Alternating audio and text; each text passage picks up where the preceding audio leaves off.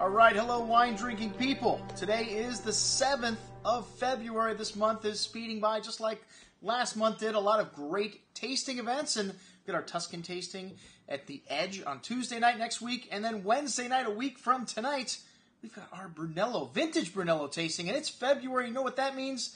The release of the new Brunellos are very close by. Actually, I think it's the second week in February. By law, they're allowed to release the Brunellos. They're one of the latest releases of any wine. 5 years after the vintage, you have to wait to release your wines. In the 2008 vintage, what's coming out here this year from Montalcino. 2008 looks like it's going to be a good vintage. This is an area that is kind of shielded from a lot of the bad weather, and they have a pretty consistent vintages year in and year out. 2007, an outstanding vintage. 2008 looks to be very good as well, but hey, that is why we do these tastings, and even though Brunello is released 5 years after the vintage, it still needs another 10 years in your cellar.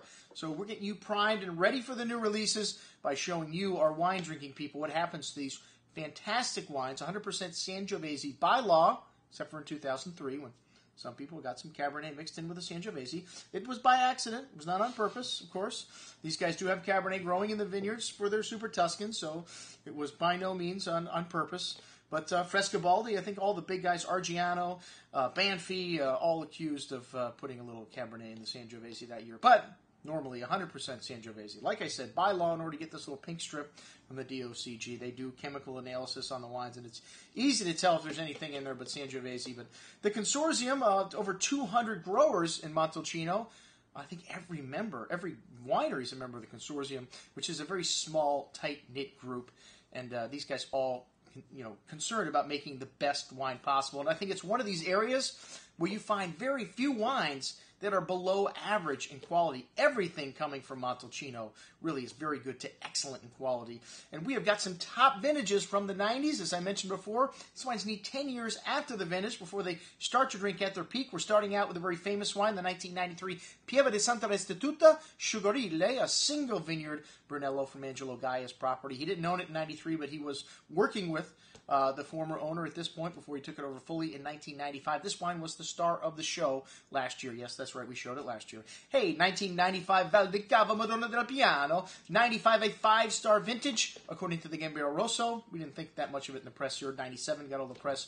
But the 95s, I think, are drinking better than the 97s. That's why we get 2 95s and 2 Reservas. Canalicchio de Sopra Reserva and the Valdicava Reserva. And then we're going to try the best 96 Salvioni, which always one of the top wines at one of our vintage Brunello tastings when we show it. Not a great vintage, but like I said, a great wine, and I think it's going to really prove that you don't follow vintages, follow producers. Should be one of the wines of the night. And then we have 1997 Coldorcia, a great vintage, rather large producer, but a very important one in Montalcino. The Count comes to see us almost every year, and this 97 is still available.